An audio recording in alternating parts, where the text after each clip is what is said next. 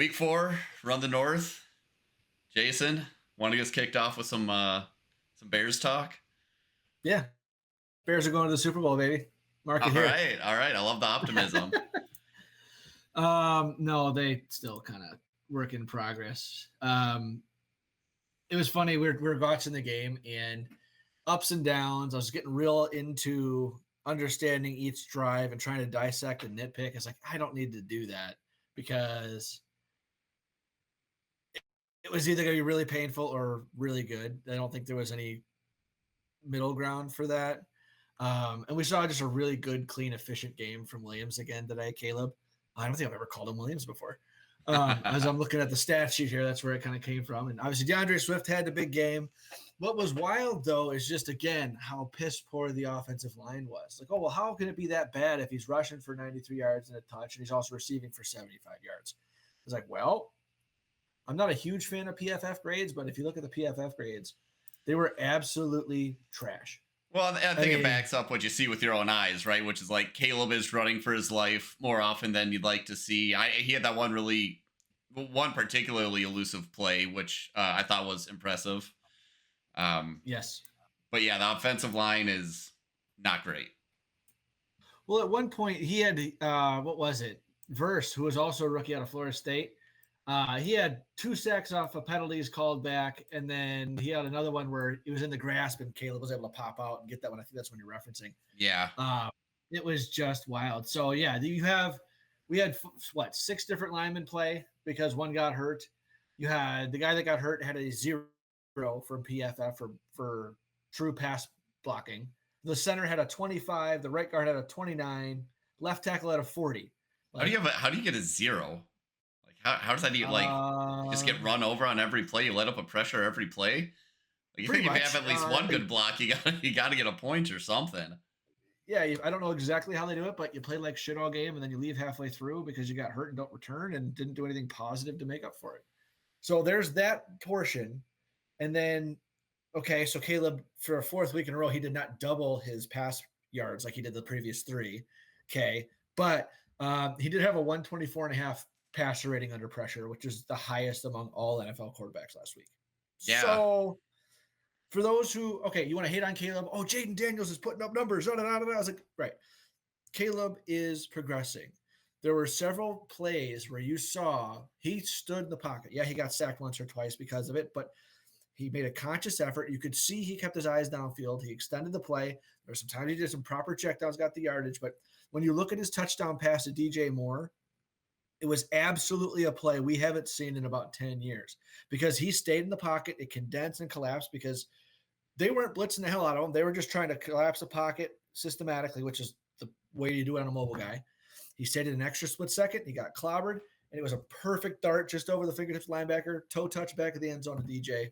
I mean, that stuff you don't see with Trubisky. You don't see that with Fields. Fields would have bailed, would have scrambled. Probably been looked amazing if somehow somebody broke down in coverage and got a throw. But this is the type of literal quarterbacking we've been longing, not athleting, making sick plays. I mean, this was like Sam Darnold-esque. Stand in there, take the hit. I know, right? It hurts. Future MVP Sam Darnold, you mean? Bro.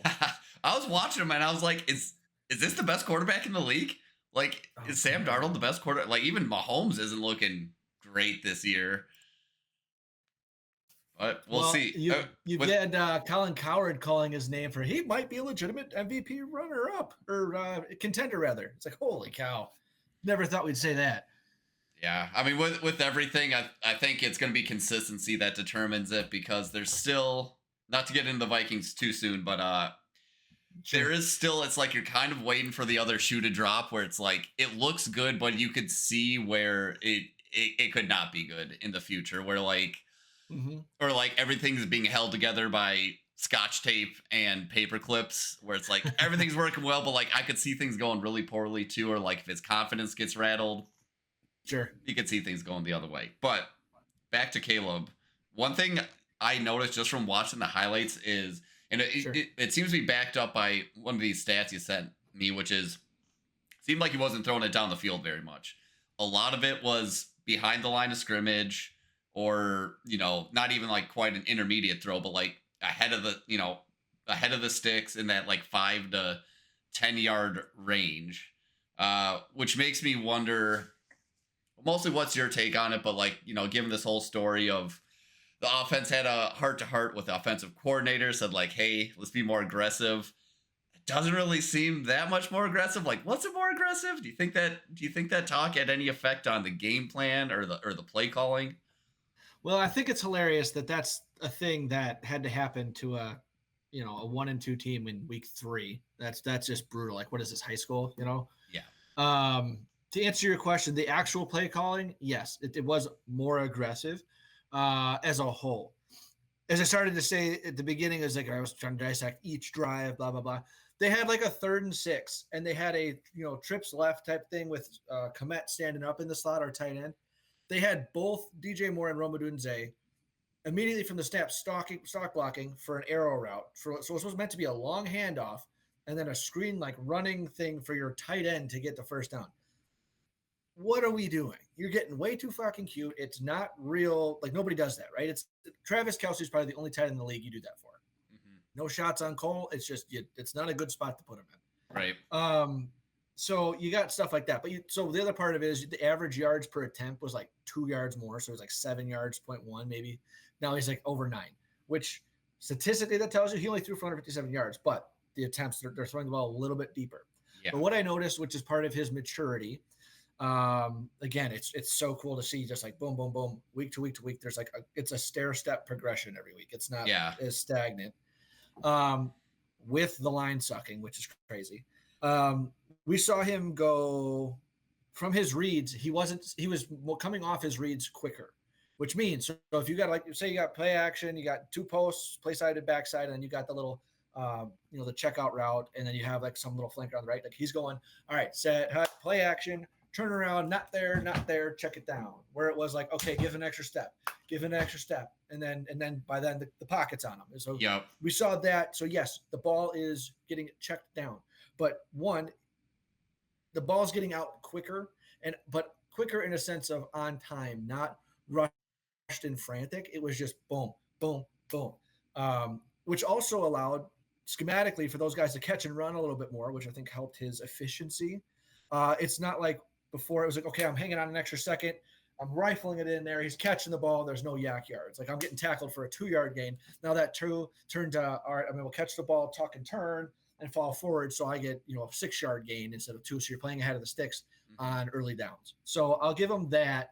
It wasn't, again, not sexy because he didn't throw for 300 and 3 touchdowns, etc. But if you know what you're looking for, I did notice those things pretty clearly about the start of the second quarter through the end of the game. Okay. Well, and let me ask you this, because you brought up Jaden Daniels before. What do you think the odds are Jaden's success are a product of a more simplified, call it a college-style offense, which he's used to, which is why he's been able to succeed so early on, whereas Caleb maybe is being asked to handle a more complex NFL-style audience, which is why it's taken him a little longer? Or am I looking into that too deep? Nope, great point. And I haven't watched a ton of Jaden Daniels specifically, but one, I don't know if he's making these checks, but the college style offense is what he came from, right? And it was all just aired out. Kingsbury is known for going fast, which means you have to play simple. There's not a ton of reads. It's just boom, boom, go.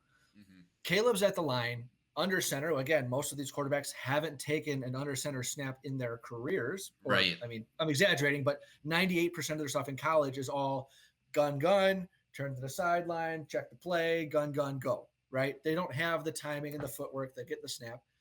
Also, they're just out of gun. You're just probably just reading numbers, meaning more guys to this side or more guys to this side. That's where we're half the field reads. Whereas, to your point, Caleb has to go read the whole defense. He's going through progressions. He also has 2 or 3 plays in his head that he's allowed to go and make checks at the line. Trubisky was never allowed to do that. Whether that's his lack of ability to do so or the no trust from the OC, or he just couldn't do it. Same thing with Fields. Fields was very limited, was not allowed to check out of plays. You see Caleb doing that, orchestrating all the time. So when I get to watch the Commanders, I'll get a chance to do that a little bit more, and it'll be a better answer for you as the season goes on. But that's my gut reaction, I think. Yeah, well, you guys are playing them October 27th, so that'll be a good rookie quarterback duel. But yeah, month away. Yeah, they've played. They opened up with Tampa. They played New York. They played Cincy and the Cardinals, which are all average to below average teams this year so far. Actually, Mhm. surprisingly, I thought the Cardinals and Bengals would be better. So Yeah. we'll see. Yeah. I forgot what I was gonna say, but overall, what are you still in a holding pattern as far as is this a good team? Is this a bad team? Do you think you make the playoffs? What are your Definitely holding future pattern. predictions? Eh, Playoffs, I'm not even going to be so bold as to do that. Like, no, I'm not even trying to be funny. Like that, who knows? At this point, the coaching is going to be this team. Our athletes, they played better than the coaching allowed, and they weren't really given the coaches weren't really given a chance to mess this up. Because like you haven't walked away from a Bears game in a while. Like in a while, I mean multiple seasons, being like, good coaching decision that actually won us the game. You know, we're Yeah. sitting here it's like, what are you doing? You just I know I haven't played since 15 years, and it was college D3 ball, and I haven't even played because I was hurt. But it's like I know you don't call a timeout there. I just know you don't. You can't burn it. You take the 5-yard penalty and you just take it because you're going to need that to win the game later. And it's just like you just see these things. It's like that's basic ball. Hmm. So I mean, and then we have the inflation of next week. We play Carolina next week. And then after that, that's week 5. After that, week 6, we play Jacksonville in London, and then there's a bye week. So you could be 4-2, and this could be a totally different conversation. But then again, that's all fluffy. That's not competition. We played a Rams team that's banged up. No Puka Nakua, no Cooper Cup. I mean, Hmm. Aaron Donald retired a year or two ago, so that defense is still trying to figure it out. So it's like, who'd you really play yet, right? Hard to say, but I will say I think again to pull in the Jaden Daniels comparison, Yeah. I could see their seasons going opposite directions where Jane Daniels is starting hot, but again, if he's running a simplified offense, in theory, that should get figured out, and it should be harder for him as the season goes on. Whereas Caleb maybe have that slower start, but you're building that foundation so that he can continue to grow and be have that higher ceiling later on. So I even from the beginning of the season, I kind of saw it going that way for the Bears, where Caleb will probably take some time to develop and get used to this NFL style stuff. And again, I'm just so suspicious of Jaden Daniels' success. I'm like, they must not be asking him to do anything new. If he's not Sure. being asked to do anything new, he's going to get figured out, and like reality is going to hit him in a couple weeks when a competent defensive coordinator or like a stronger defense. Funny you should say because a competent defense is next week. They're going to be playing Cleveland, and then after that they play Baltimore. Those will be some real So tests. back to back, then they got Carolina, then the Bears, and the Bears are a good defense, and that defense is really meant to play ahead. So it's going to be reality check. Could be next week or two. Good point. Yeah. Couple other questions I had for you, starting with Caleb. Do you think, given that like Caleb's arguably best attribute coming out of college was his improvisation skills and his ability to extend plays, do you think that factored into the roster decisions, particularly this weak offensive line? Do you think Ryan Poles sat down and said, well, we could invest in the offensive line, but really Caleb's best attributes come out when he's improvising, making plays on the run. We'd rather just give him weapons down the field. Let's sign Keenan Allen. Let's draft Roma Dunze. And then, like, do you think it was a conscious decision to just neglect, for lack of a better term, the offensive line for the Bears? I'm going to go with yes. I'm going to tweak it a little bit because I think Poles assumed his line was better than it was. And a lot of like national media was saying that they were improved every year, which statistically maybe, but you have all these inflated running stats because Fields was there, and they just weren't. I mean, even Coward and Middlecoff and Nick Wright were like riding high on the bandwagon. Yeah, this could be something, and so they felt that they were solid at the line. Whether I mean, obviously that's proving not to be true at all. Um, Maybe they were feeling himself. Maybe I'm not sure it's incompetence, but he just seems to want guys that are kind of like him because he played for the Bears in training camp. He was a smart, needed a chance kind of lineman, and you just don't have any badass maulers out there that just put guys in the dirt. You got guys that are moving. Mm-hmm. The zone scheme needs faster, more agile guys. So it could have been. I don't think they were viewing it like Penei Sewell, Jamar Chase draft, where do you go left tackle or do you go stud receiver? It's like I think they felt they were further along to where they could be allowed that. And then the Keenan Allen thing just fell in place. I think they were going wide receiver pretty much the whole time. And the fact that they can go from one receiver in DJ to two in Rome, and then, obviously they got Keenan Allen first, but like that was not the plan until it was the plan, until Harbaugh got there and said, all right, I'm not paying these guys this kind of money. So Sure. I know it's kind of a cop out, half agreeing, half not, but I really think that's understanding like where they're at now and kind of the things that we've heard in the media. Yeah. I think that's where it falls. If only we got a little more of that behind the scenes GM stuff with the Hard Knocks. Maybe we could have got some insight there, but instead we have, what was it? Was it Roma Dunze that was at the freaking whatever museum in Chicago? What was it? The Bubblegum Museum or a DJ? Yeah, it was at the. Oh, it was a DJ. Was it ice cream? It was something. I just remember this is a pink sprinkle room, and they jumped into the. Maybe it was the ice cream room. Sprinkles. Yeah, I think so. Yeah. Yeah, that's the content that NFL fans want. Yeah, right. Can't wait. So yeah, it'll be interesting. I know nobody's now surprised. We were surprised week 1, week 2 that they weren't blowing the lid off his offense, but now that we understand what we're actually talking about and the world's identified this line as trash, then that takes everybody down. Like the water is out on the tide, so everybody's dropped. Yeah, and for years as a Vikings fan, we saw that with a way less mobile quarterback with Kirk Cousins, and having a line that's a leaky line is just, it can ruin the entire game. Like the offensive line can and will lose you the entire game if they're getting dominated by by a stout defensive front. I think that's a good transition here. So I didn't get a chance to watch the Vikings game because I was watching the Bears game, doing my diligent homework for this podcast for you great listeners and my buddy here. This is one of two. This is what 1, 2, 3, 4. This is one of the 4 games a year I cheer for the Vikings, and if you can't tell, that's for the interdivision games. Yep. Bears, Vikings, Lions, Packers is my level of favoritism, but it's really just Bears, and then it's the rest of you. Right. I mean, early on, this game was in hand, and then it wasn't. So what kind of led to some of that? Was it a leaky offensive line getting to Darnold? I know you guys were blitzing the hell out of Love because he had 3 picks. I mean, tell me a little bit of your first just reactions and such, but then what do you think it was that kind of got us to that, oh, shit, fourth quarter comeback there? Yeah. Well, the first half was a lot more fun for me than the second half. Unfortunately, I live by the phrase, anything that can be done in a half can be undone in a half. So, going into halftime, I didn't feel great because I was like, anything that can be done in a half can be undone in a half. And it's not until it's continued to, the trend goes through the third quarter where I'm like, all right, I feel safe. But then, sure enough, they claw back in the third quarter. And I'm like, I don't like this. We're not putting our... To be fair, KOC was aggressive in the second half. He wasn't running that super conservative, run the ball, short, high completion percentage passes over the middle to keep the clock running. He was taking shots. But I'll back up because this game could have been so different from the very first drive, because I think really the biggest moment in the game was fourth play, something like that.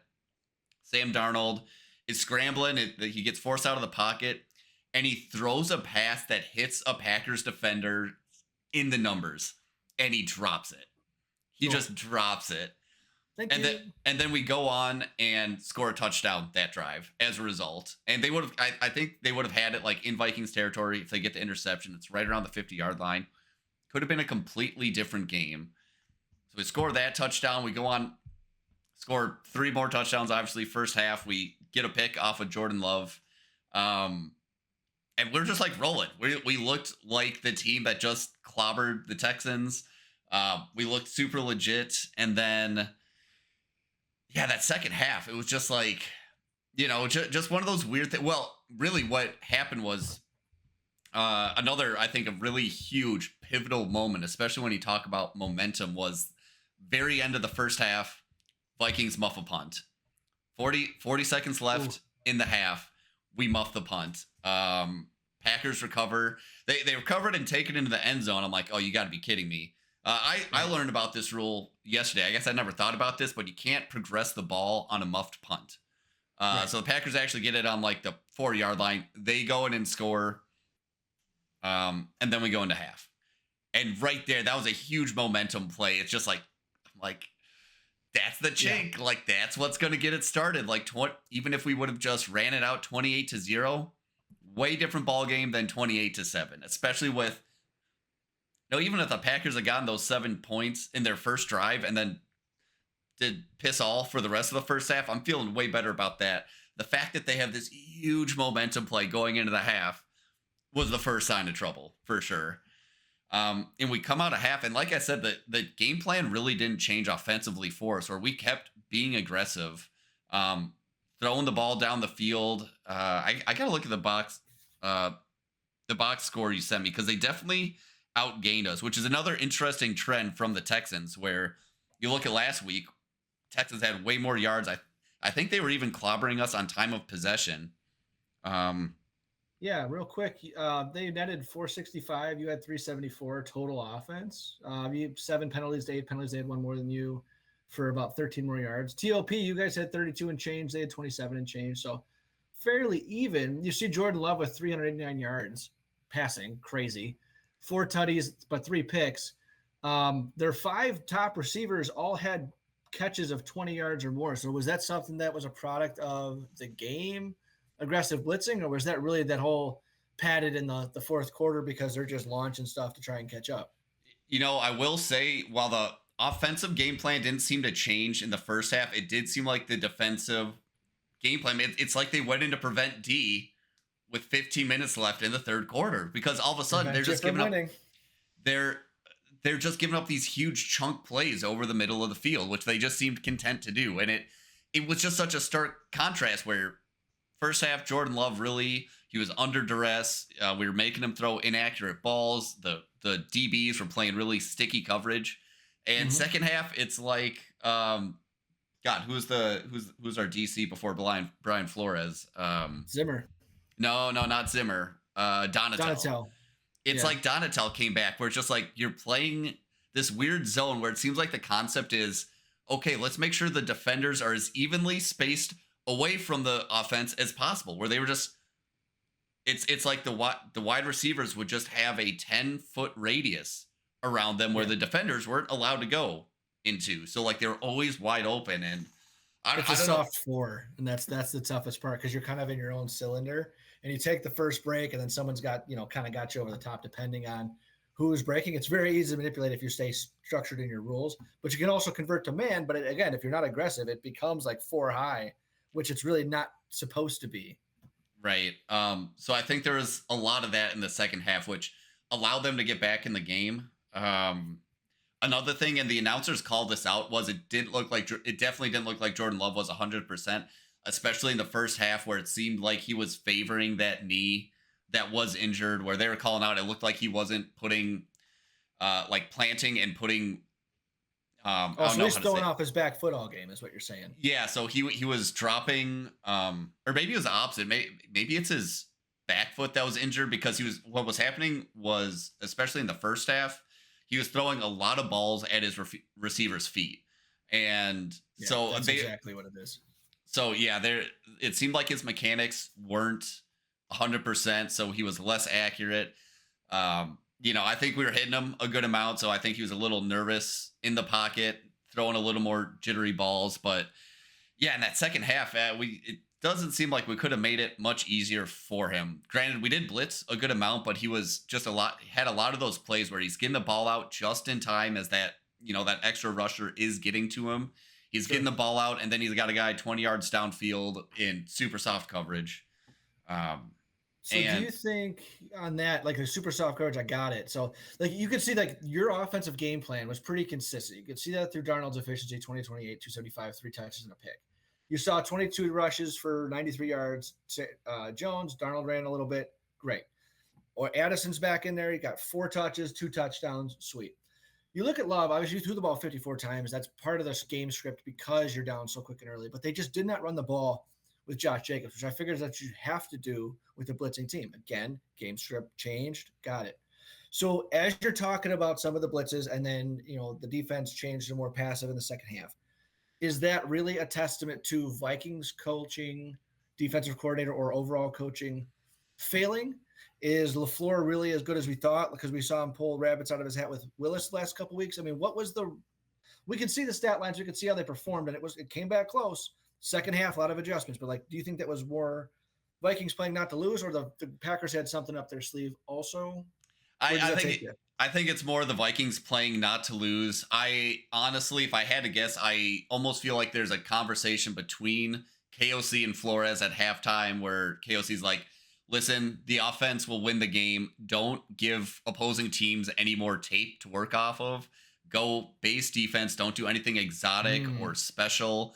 Just slow them down." And like the offense will put. I think the thinking was I think the thinking was KOC's like, we can keep dumping points on no matter how soft the defense is, we're going to stay ahead of them. And then right. the offense didn't quite get it done, and it became a closer game as a result. Which some other interesting, I'll say at least one other interesting talking point is something you might not have seen. Um, KOC successfully used all three of his challenges in the game. I saw that at the end there because it was fourth and something, and they were at goal to go, and it was a bad, terrible spot, and they ended up being short by about this much. Yep. We were talking about that. Okay, so more. Okay, so what was it? Was it that brutal of a day? Was it close? What were those previous calls like? It was kind of weird because I feel like overall the refs did a pretty decent job calling the game. The Okay, things that did get reversed, like you could see why it was called the initial way the first time, and to the officials' credit, like they overturned calls that should have been overturned. I think it's bullshit though that if you're right on all three of your challenges, you just don't get any more. It's like right. that shouldn't be the case. Like we should No, be you able. bet 1,000 keep swinging. Yeah. Which there's even another one where, you go back to, and it's funny how these things tend to balance out. You go back to that first drive where the defender drops the interception. There's another interception late on in the game where I think Darnold threw it to Aaron Jones. It was like a 20-yard pass. Jones was going towards the front pylon, and it gets picked. And it's like, dang, that's too bad. But then you look at the replay, and the defenders doesn't control the ball until his elbow is touching out of bounds. So it shouldn't have been a catch because he was out of bounds when he finally Sure. established control of the ball. But we couldn't challenge it anymore. Um, Mm, so, they get an interception they probably shouldn't have had. Um, which again, that would have changed the game a lot too. If they don't get the ball back, because then they get the ball, they go down and score. So, one of those things again, kind of balance the game out. But I am frustrated with that rule. I feel like that's one they got to change. Where it's like, just because like we were too right, we're suffering from success here. Now we can't challenge any more plays. So I think that's kind of right. a dumb rule. But Vikings ended up getting it done. I hated that it had to come down to recovering an onside kick. Should not have Right. been that close at all. But you take a W against a division opponent in Lambeau any day. All that being said, as far as the Packers go, I don't know. Like, it's just so weird. Jordan Love looked great in the second half, but did he look great because he was playing really soft coverage? Because first half he Mhm. looked real bad. Like he looked real bad in the first half. And granted, like I said, he's still getting back from that injury, but it's Rust hard. jitters. Yeah. It's hard to tell if the Packers are for real or not. Which another interesting thought is like you get 2 wins out of Malik Willis and you get your franchise QB starter back. You'd think, um, you'd be able to get a win with him. Granted, the Vikings are, so far a much better team than the Titans and what was it, the Colts they beat with Malik Willis. Is that right? Correct. Yeah. Philly, they lost. Then they went to Indianapolis and won. Or so they won at home against Indianapolis, and then Titans in Tennessee. Then you guys. Yeah. Yeah. What I would love to see more than anything, though, is for Jordan Love to keep losing and then for there to be a QB controversy in Green Bay. That would just be Oh God. so fan. Because, first of all, they'd be diluted. Like, you're definitely better off with Jordan Love, but the fan base isn't going to see it that way. They're going to be like, well, we were winning with Malik Willis. Like, we need to put him in there. Yeah, they're Um, spoiled. and I wonder how much of, like, Jordan Love's availability factored into their ability to game plan. I'm sure that doesn't make it any easier on McFlurry.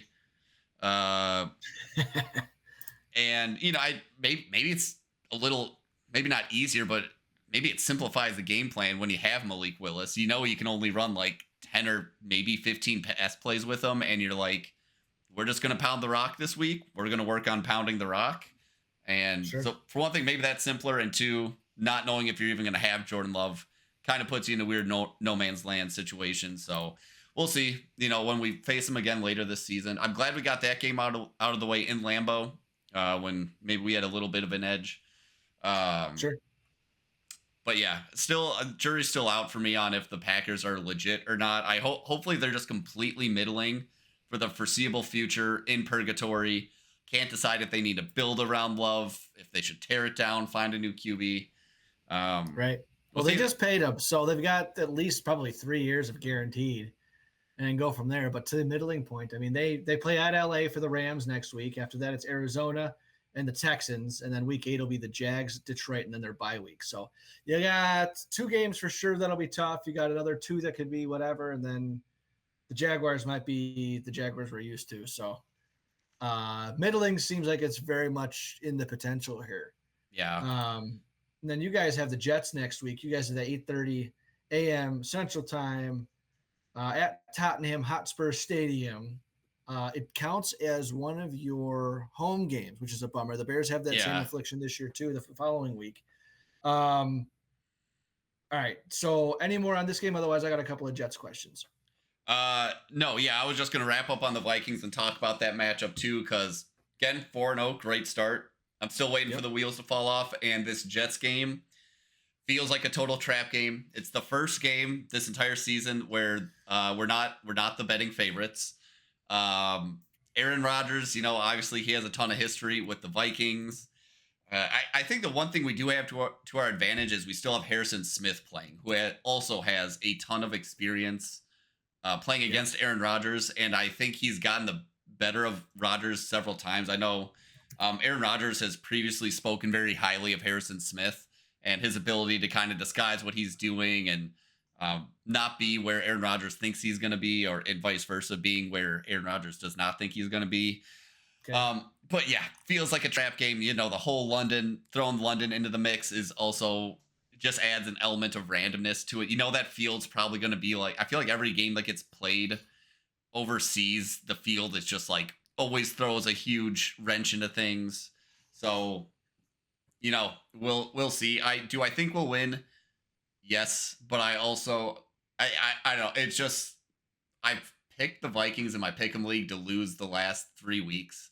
I actually not this week. I think I picked them to win this week, but I picked them to lose against the Texans. I picked them to lose against the Niners. I'll pick them to beat the Jets, and so they'll probably lose. I'll probably take a stab at starting Darnold in my fantasy football league. He'll probably throw a million picks as a result. It's just the way these things go.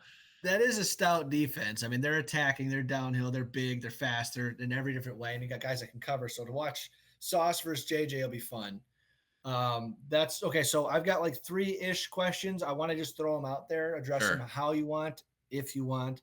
One was kind of around the lines of London in general and focused on, you got a younger team, you're starting to turn over, newer coach, young quarterbacks, etc. Are they mature enough to have the leadership to handle the outside of the game, the travel, the international, those types of things? Do you think KOC's got an answer for this strong, blitz heavy, man-to-man defense, especially with the Sauce JJ thing? I mean, if he's supposed to be top 3, if not number 1 corner in the league. And then I have my opinion, but I'm going to let you go first. Does the familiarity Rodgers in the division affect, knowing the personnel, having played KOC previous and that style of offense, just knowing how to go back and forth and having his own maturity in playing in big games that are more advertised versus what a younger team would have? What are some of the initial reactions to some of my ranting there, or rambling rather? Again, leadership, experience, coaching, talent. Yeah, as far as the London game playing in effect, and do you think we have the leadership or the team in place? I think we're in better shape than some other teams. I mean, this is our second or third game we've played in London under KOC, so I think they've learned and they can probably iterate on whatever processes they had before. Certainly, I think KOC is a very collaborative guy and will continue to like improve processes based on what did work, what didn't work the last trip. And I think our Good. like team culture is solid enough to where, you know, we aren't going to have guys out clubbing in London the night before the game. Maybe Jordan Addison. But I'm not too worried from that aspect. The matchups. I think the person that worries me most about the Jet, or the one I'm most worried about on the Jets defense isn't even Sauce. I think him and JJ, looking forward to that. I don't think JJ has a great game. Obviously, Sauce Gardner's a good defensive back. It's the guy on their interior defensive line. I'm blanking on his name. It's not Christopher Wilkins. It starts with a Q. Williams. Quinnen Willems. Yeah. Alabama. Yeah.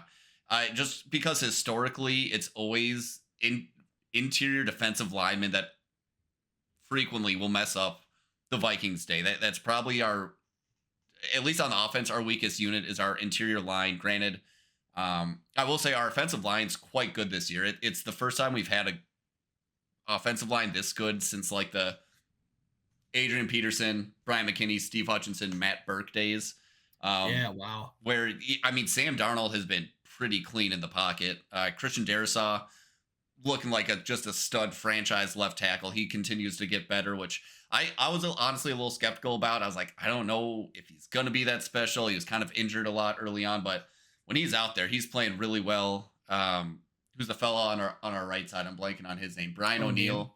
Brian O'Neill, super solid. And our interior line's getting a lot better too. We have one new starter at left guard. I think that's Blake Brandell, who beat out last year's starter, who's now our kind of our 6-man alignment, Dalton Reisner. He has a kid out of LSU. Yeah, okay. So I think Ingram's the other guard, right? Yeah, and Ingram, he's not great, but he's also, again, getting better. It's his 3rd year in the league. You know, sometimes it takes offensive linemen a little while to, again, get used to NFL offenses. It's a lot different from what I understand, especially for an offensive lineman. But again, getting back to Quinnen Williams, he's the one that I could see really screwing the game up for us. A la, who's the guy that the Bears had for years that would always just blow up our game? Akeem Hicks. That's your Akeem guy. Hicks. Yes. I could picture something like that happen. That being said, KOC has shown he can scheme a great offensive game plan. So I'm sure there's going to be plenty of play action.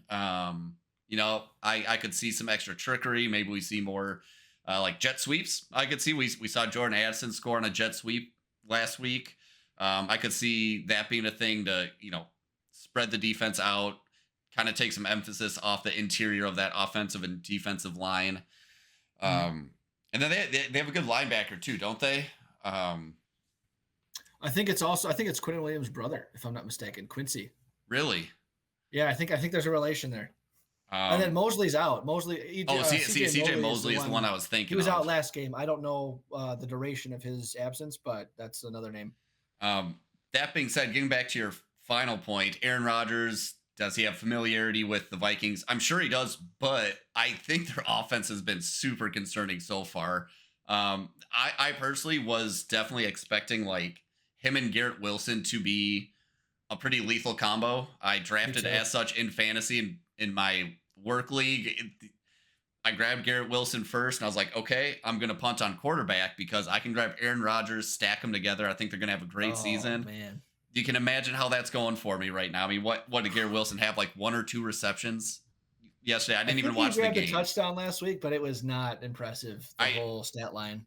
And you can tell, I think just based on some of the comments Aaron Rodgers has made, where he's like, yeah, Garrett's going to be great, like, when we get on the same page or when we figure it out. So I think there's maybe some mental stuff. He's just like where him and Rodgers aren't on the same page, where, you know, you think about Aaron Rodgers and Devontae Adams just had that like telepathic connection where Aaron Rodgers could look at him a certain way and Devontae Adams would know where to go.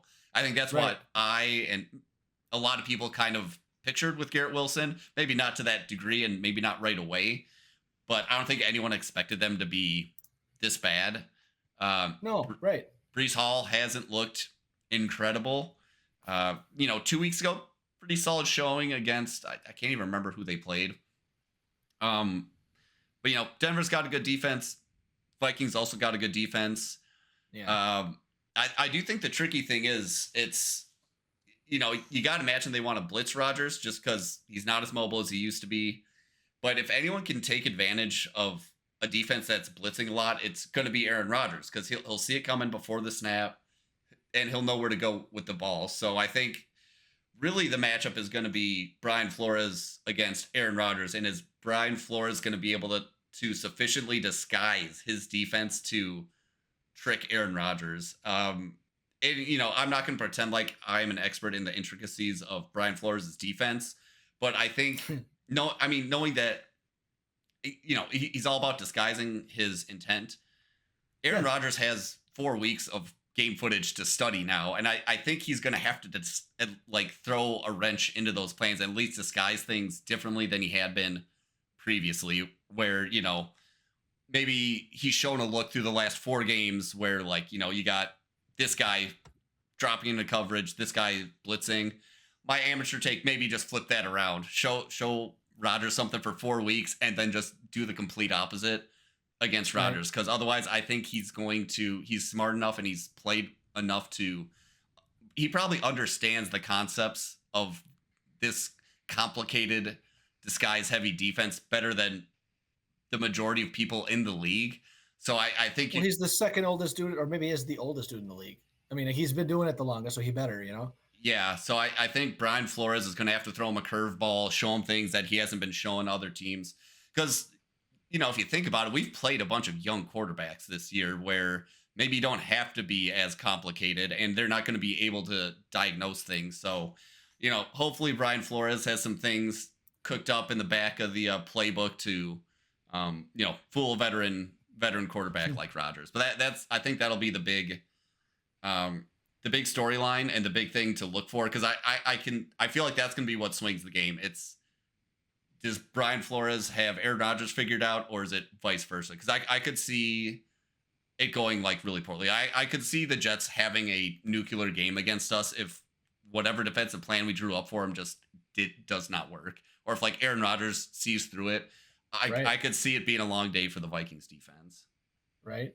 So are you equipped to watch that game? Is that something you got to get the app, or is that on NFL? Because I'm looking here, it says it's on NFL Network, but is that going to be like the NFL Plus app like it was last year? Do you have any idea? Oh, I guess I just assumed it would be on standard cable television somehow. I'll need to look. I mean, I'll pirate Not it. last year. I guess. Yeah, right. Actually, well, I didn't say that publicly. I'll say what? I didn't hear anything. Yeah, I'll get the NFL app or something, but I'll find out a way to watch the game. Yeah, is it worth your $6.99 the one time for the month to watch it? Probably, but all right. So any more thoughts there? I think you've done a great job of laying it out, but what else is on your mind on this game? That's it. I mean, it'll be an interesting game, just a total wild card of a game where it's just so many factors going into it that could make, result in a ton of different outcomes. So, just be another fun week of NFL football. Hell yeah. So on a personal note, what kind of viewer are you of the game? What kind of fan? I'm gonna ask you that. Give a second to think about it. There's a context that I'm gonna provide for what my answer will be, and see where you kind of fitting into that. So I watched the Bears game. Being in Minnesota, I watched the Bears game. I got the package. I dial in my Sundays, one, so I can use this as an excuse to prepare for this, but I want to watch my game. While the Vikings going on upstairs, my wife is watching in the main level with the dog, watching her game. Cool. Do it. But every once in a while, you'll hear some real loud claps. That's how you do it. Let's go. I get into it. And then you'll hear, for the last 25 years of my football watching experience, run the damn ball. You'll hear that a lot. Mm-hmm. And then you'll hear faintly after the last 10 years we've been together, they can't hear you, babe. And I'm like, oh, and it's I get into it like that. I mean, I know they can't hear me, duh, but it's all right, some of these things are so blatantly obvious, and I get into it. And that's where I choose, it's fun to go to a bar. It's fun to be with the buddies, and I dial it down there because no one wants to hear about the Bears, right? Mm-hmm. At least with all the Vikings fans in there. But do you get into it? Are you, more just let it happen and you're observing? Are you getting fired up all the time?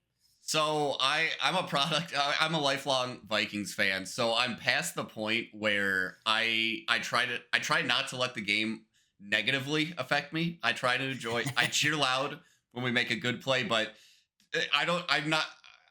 I don't go to your length where I'm like, run the damn ball or do this or do that, because I'm not the coach. I'm not seeing what they're seeing, and I don't even have the Right. benefit of playing really organized football at any high level. So I'm not like screaming at the coach. I'll comment about it, or I'll say something to my wife or whoever.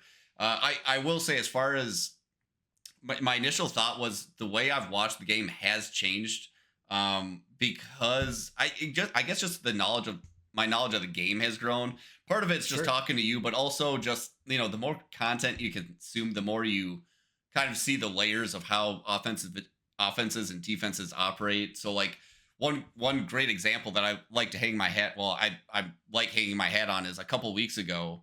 I'm now looking at things pre-snap, and I'm like, oh, in this example, I'm like, Justin Jefferson's one-on-one top of the screen, like they got to go to him in the corner of the end zone, and then they did it, and I was like, holy shit! No! I knew they were gonna do, like, I saw that.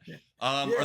there's other times where, because like looking at the defense isn't as hard as like maybe you would think, or not as hard as I thought for like the first 25 years of life, because this is really something that's happened over the last like 2 or 3 years, where it's just like you just look at where the guys are and where they aren't, and it's like, oh, Mhm. they should like they should run off tackle to the left, or um so I've gotten a lot more into, like, as that of a fan of like looking at the strategy and being like, oh, seeing the lineups, and I like just try to predict where, like, what the coach is going to call, um things like that. So I've gotten to be more of like a technical fan versus just like a fan cheer when things are good and cheer when things are going bad. I like looking at like the actual, maybe like the meta game, you could call it, where I like Sure. looking at the lineups and seeing like, oh, are they going to take advantage of this, or things like that. um I try not to scream at the TV too much, though. My brother growing up was like that, and I think that also, as the younger brother, that it frightened me a little bit, and I was just like, I'm not going to yell at the TV. It doesn't seem to change anything. Uh, Yeah, I'm the older brother, so I can't really speak to that part. But yeah. I love what you're talking about, the technical side, because for me, other than obviously how explosive and talented these guys are in the competition of one on one and that type of stuff, for me it really is chess versus checkers, and that's the stuff that I really, because I'm seeing some things just because I used to play defensive back and I used to play Mhm. receiver. It's like, okay, so when we're trying to attack these things, this is what we're looking for. And for those viewing at home, if you want, everyone thinks that, okay, the defense is doing this, you got to watch the linebackers, what they're doing. It's like, no, no, no. If you ever want to see what the defense is doing, you watch the safeties. Are they Mhm. too high or one high? Are they up, down low? Or are they up high? I mean, they're moving or staying together. Like, that'll tell you everything you know. And that's pretty much like before the snap, the quarterback's looking at the line of the linebackers. After the snap, he's looking at the safeties. I mean, that's really where that technical side, the meta side that you're talking about, that's, Mhm. you want to start getting good, that's where you can start training your eyes a little bit, because I want to watch my favorite players too, but it's also okay. That's how I know I'm getting mad. Is like, all right, you can see the role in the safety. You know how to beat that. Like, what are we doing? Yeah. Yep. I even I used something you told me about this week, when I don't know if you saw Justin Jefferson's touchdown reception, which was just sweet. He And just it was silky. blanketed, and Sally was like, "How does he even know to throw that?" And I'm like, "He saw the back of the defender's helmet. He knows he's not going to see that ball coming." Stick it in his ear hole. 100%. Good Yeah. listening. Love that, dude. That's Yeah, sick. I was like, so they really, I'm like, they really are doing that, and it was just like a perfect ball too. Yeah.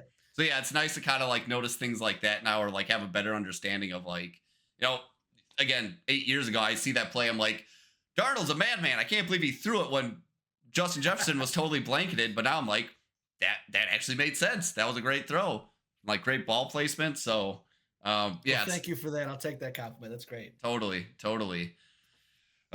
Few minutes left. You want to talk fantasy? No, Or this is the maybe saddest part I of my don't really life want today. to either. I got all two. I got three teams. They're all 1 and 2. One I've guaranteed to win.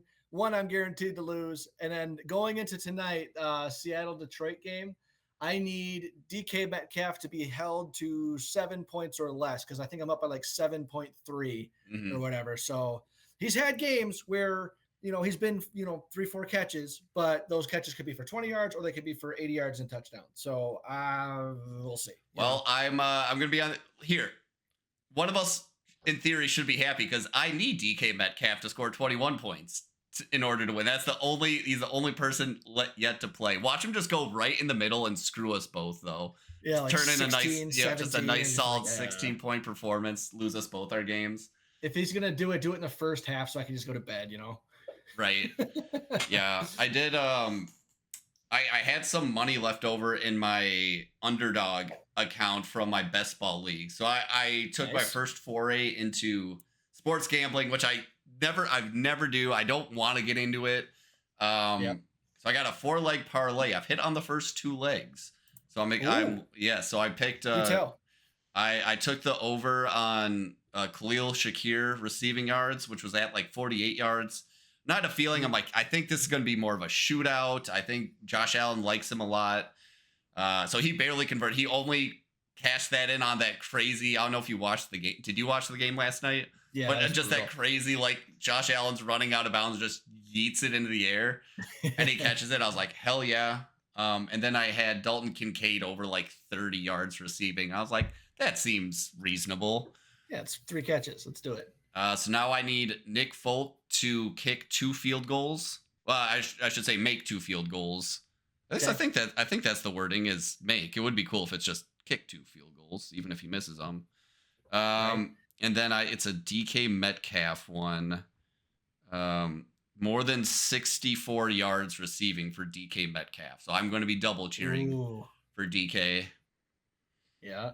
We'll see if that wins. I will turn up $10 into $100, which would be great short term, but long term might be debilitating because then I'm going to want to gamble more, and then I'll probably lose more money in the long run.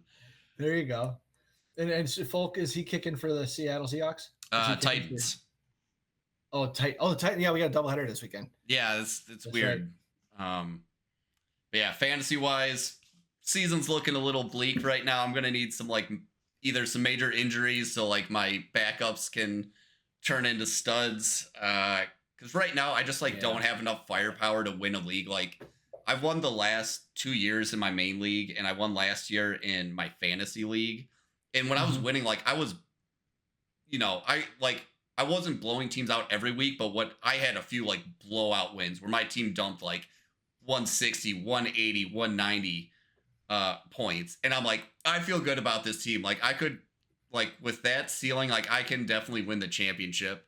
And I my high score on either my league, on my full PPR league, I think the most I've scored is actually, you know what, last week or 2 weeks ago I think I actually did score 140 points and barely won. Of course, played the guy that scored the second most in the league, the only one that was challenging me for the win, and I think I beat him by 1 point, thank God. But yeah, my work league, half PPR, I don't think I've eclipsed 110 points in that league. Family league, didn't even forgot to take Devonta Smith out this week. Dude, which is fine. That's low stakes. There's no money. We're playing with 8-year-olds. Still might win. Actually, I think I still have a 50% chance to win. Just I hope you bury little Timmy. I mean that would be still make you feel good, right? Yeah, but overall, not the fantasy season is looking somewhat bleak. Maybe my best ball drafts will make it more profitable for me, but we'll see. Yeah, it's been a long one. This week, I had a couple of bad plays. I chose Kyler Murray versus Washington over Lamar at Buffalo, and that bit me in the ass. Kyler didn't even score 10. Lamar had 25 almost. Yep. And the other one, which kind of sucked, I never would have made the call, but Brees Hall had 3.8. That sucked. And I had Swift on the bench who almost had 3. It's those two. You can't feel that bad about that one. It's no one's getting that cute and not starting Brees Hall. I had a similar thing where I shot myself in the foot and I started Aaron Rodgers over Jordan Love. Jordan Love, 28 points. Aaron Rodgers had 11. Jeez. Yeah. And that's one where go ahead. Sorry. That's just one where if I would have started Jordan Love, I would have 100% win percentage right now. But I think that's the league where I now need DK Metcalf to get 21 points. Brutal. Yeah. I've got to deal with. So I thought I was kind of screwed, and now some teams are turning more producing. So my receivers in that league, I I got Brees Hall and Bijan Robinson, right? So I'm like, oh, I went double running back in an auction league. I went with Neighbors, Deontay Johnson, Addison, Worthy, Sutton, and Brian Thomas Jr. from Jacksonville. Everybody I play, nobody gets points. Everybody's on my bench, except for this week finally paid off a little bit. But Hmm. now I think I got to go Neighbors, Deontay Johnson, and Worthy go forward, no question. And then I got to figure out between that last, so it's a two flex roll. Yeah, So like between Addison, DeAndre Swift, Sutton, and Thomas Jr. So I got four guys that are all projected at like 12 points. It's like, oh man, how that's brutal always is that? tough. Yeah, Oh, Sally's like asking me for advice on her work league where she's like, she has Jared Goff and she's like, should I drop him for Baker Mayfield? And I'm like, maybe, but it's kind of coin flippy too. Like, yeah. That's yeah, such a knick-knack spot to be. It's like if you're asking the question, I mean, why not, right? right.